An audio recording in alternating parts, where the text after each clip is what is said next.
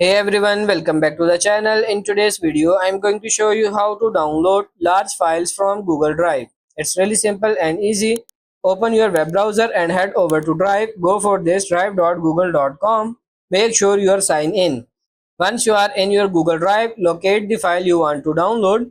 You can browse through your folders or use the search bar at the top to find the file you want to download. Click on the file once to select. You will notice the file becomes highlighted. Now look up at the menu bar at the top of your browser window. Here you will find the download icon represented as a download arrow. Simply click on this icon to download this file. This will instruct Google Drive to start download your file.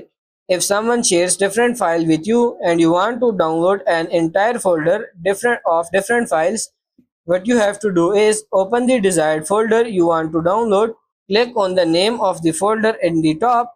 From the drop down menu, select this download option. So that's pretty much it for this video. That's how to download large files from Google Drive. I hope this video was helpful. If it is, like it and subscribe to the channel. Thank you.